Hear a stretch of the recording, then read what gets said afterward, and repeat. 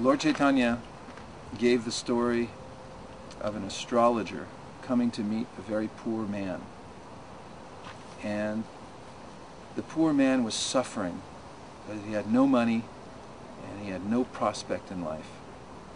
So when the astrologer looked at his chart, he realized that actually this poor man was suffering unnecessarily because his father had left him a huge inheritance and it was buried some distance away, and the man just didn't know about it.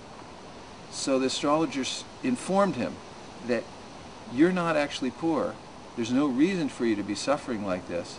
And he said, listen, I'll draw you a map. There's a treasure buried in your backyard and all you have to do is go get it. And here's how to dig for it.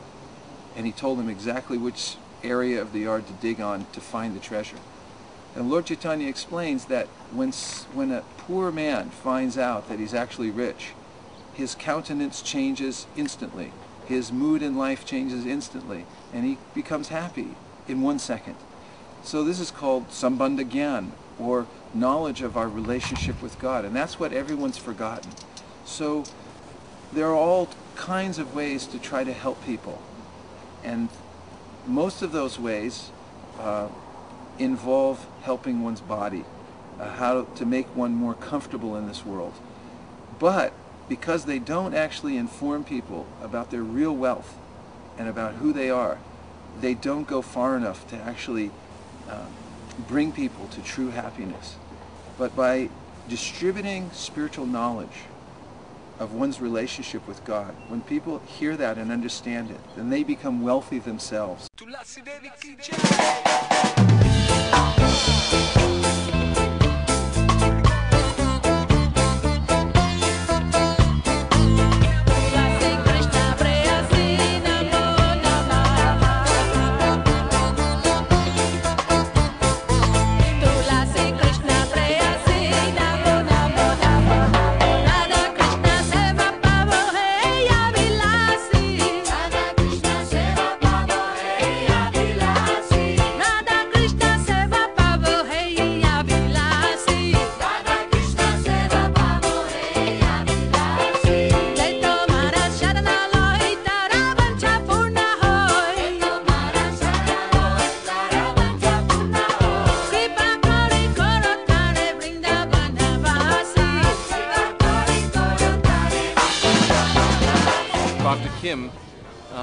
He's been hanging around the movement for a long time, a Vietnam War vet who's had some post-traumatic stress, and he's been a homeless man for like over 30 years.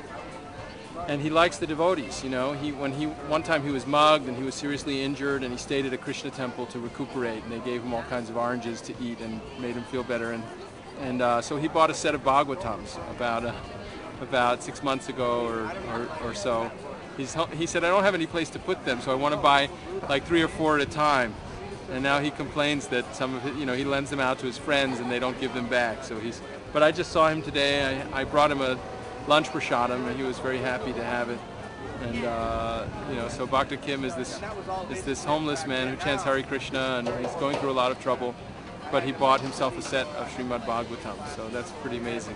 We hear so many stories of people who find one of Prabhupada's books in somebody else's home. Just like the other day, there was a man in Japan, this is too long probably, who he actually had received a Japanese Back to Godhead maybe 10 years ago, and it had been on his bookshelf. He never looked at it, and then the other day he looked at it, saw what was really in there, and became inspired to read as many of Prabhupada's books as there was already translated in Japanese. So he wrote to the Tokyo temple and said, please send me all your books.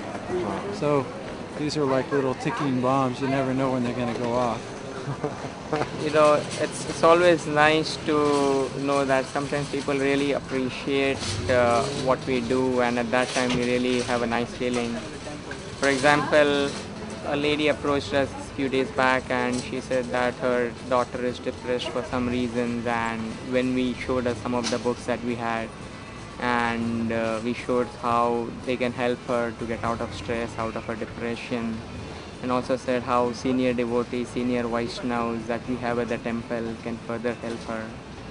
They were so happy.